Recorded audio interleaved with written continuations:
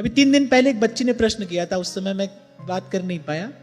उस बच्ची ने पूछा कि अभी तो मैं विद्यार्थी हूं और किसी भी प्रकार से अभी धनोपार्जन मैंने आरंभ नहीं किया है। आप कहते हैं कि संतों गुरुजनों की, गौ ब्राह्मण की सेवा से सत्वगुण की अभिवृद्धि होती है, और मुझे यह उचित नहीं लगता कि मैं किसी से लेकर सेवा करूं तो फिर वो मेरे द्वारा की गई सेवा नहीं होगी। तो ऐसी स्थिति में मुझे क्या करना चाहिए? बड़ा सुंदर प्रश्न पूछा और बिल्कुल ठीक समझा। किसी से लेकर सेवा नहीं होती, किसी से लेकर सेवा नहीं होती। किसी से लेकर आपने सेवा की तो उल्टे होगा क्या? सेवा का साधन किसी और से आया, सेवा आपने की। अब दिखाई क्या दे रहा है? आप सेवा कर रहे हो। सेवा के बदले जो थोड़ा मान सम्मान यश मिलेगा वो आपको मिलेगा, जबकि उसके अधिकारी तो आप हो नहीं, क्योंकि वो सेवा का साधन तो कहीं और से आया है। तो ये क्या हुआ? ये यश की चोरी हुई, ये मान सम्मान की चोरी हुई।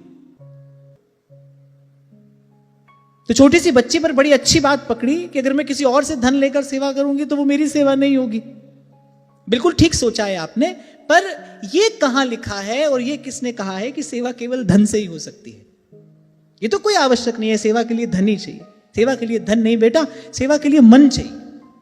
आपके पास कोई योग्यता है, कोई प्रतिभा है, आपको लगता है उससे आप किसी की सेवा कर सकते हो तो आप वो करो। और मुझे लगता है कि विद्यार्थी जीवन है, अभी आप स्वयं पढ़ रहे हो, तो किसी भी प्रकार से कुछ और विचार करने की आवश्यकता नहीं है। मैं तो सदा से ही आपको, क्या सभी को कहता आया हूं, 5 मिनट 10 मिनट भगवान के नाम का जप करो। ये तो कर सकते हो अपने मन में ये भाव लेकर, लोकः समस्तः सुखिनो भवन्तु। बड़ी बात यह है कि सेवा सेवा हो, उसमें निष्कामता हो, उसमें अभिमान शून्यता हो। पहली बात तो हम नहीं कर रहे, कोई करा रहा है। गुरुजनों की कृपा से हम इस योग्य हुए हैं कि यह सत्कार्य हमारे द्वारा कराया जा रहा है, और इसके बदले में हमको कुछ नहीं चाहिए। ये वस्तुतः हम सर्व के हित के लिए ही समर्पित करते हैं। कहकर बैठो, अपनी करुणा का जल तू बहा दे, कर दे पावन हर एक मन का कोना। कहीं भी कामना का लेश ना रह जाए। 5 मिनट 10 मिनट जितना समय आप दे सकते हो दो, लेकिन विशुद्ध रूप से, ईमानदारी से। वो जो 5-10 मिनट का भजन कीर्तन जो भी आप कर रहे हो, पर वो समर्पित हो। किसके लिए? सब सोहित निष्काम, वो सर्व के हित के लिए समर्पित हो। आप देखो आपका मन कैसे बदलता है। आप देखो धीरे धीरे अंतःकरण शुद्ध होने लगेगा। ये साधारण सी दिखने वाली क्रिया पर बड़ा दिव्य प्रभाव जीवन में लाती है। छोटा सा मंत्र होता है, पर देखो देवता उसके अधीन होता है। मंत्र जपते जपते देवता को प्रकट होना पड़ता है, देवता मंत्र के अधीन होता है। और आगे जाओ, छोटा सा नाम, भगवान का नाम है ना, राम कह लो, कृष्ण कह लो, हरि कह लो, भगवान अधीन है उसके। तभी व्यास जी कह रहे, व्यास नाम सम नाम है, नाम समान न कोई, कह रहे नामी ते प्रगट्यो यद्यपि तदपि गर्वो होए। तो उस बच्ची से मेरा यही कहना है कि ऐसा कभी नहीं सोचना कि धन होगा तो सेवा करेंगे। सेवा धन से नहीं होती।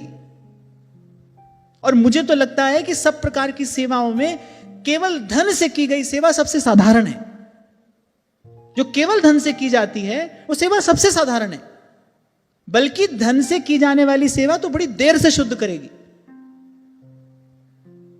उससे अच्छा है आपके पास कोई योग्यता है, प्रतिभा है, अपने घर में, अपने घर के आसपास परिवेश में किसी को थोड़ी देर पढ़ा सकते हो तो पढ़ा दो, किसी को शिक्षा दे सकते हो दे दो। कुछ भी नहीं कर सकते तो कम से कम इतना करो। बड़ी बात है कि सेवा का भाव हमारे जीवन में रहना चाहिए। ये लाता है जीवन में परिवर्तन। और मैं कहकर आगे बढ़ रहा हूं, ये साधारण सी दिखने वाली क्रिया पर बड़ा अद्भुत परिणाम जीवन में लेकर आती है। तो बड़ी दृढ़ता पूर्वक मैं कह रहा हूं यहां से, क्योंकि अपने ही जीवन का अनुभव है। दिव्य परिवर्तन आता है जीवन में। तो कुछ ना कर सको तो इतना करो, अवश्य करो, सदा करो, करते रहो। अपने जीवन में अनुकूलता हो, प्रतिकूलता हो, प्रसन्नता हो, प्रारब्धवश कोई दुख है, पर इसको मत छोड़ो। सेवा का भाव स्थिर रहे हमारे जीवन में, गुरुजनों की कृपा से जो बीज पड़ा है इसको सींचते रहना। इस वृक्ष पर अमर फल आता है, इस वृक्ष पर अमर फल आता है, और अमर केवल प्रेम है। प्रेम का फल लगता है इस वृक्ष पर। सेवा बना देती है आपको भीतर बाहर से उस योग्य पात्र बना देती है सेवा। और उसमें भी जब सेवा इस निष्काम भाव से की जाए तो कहना क्या है।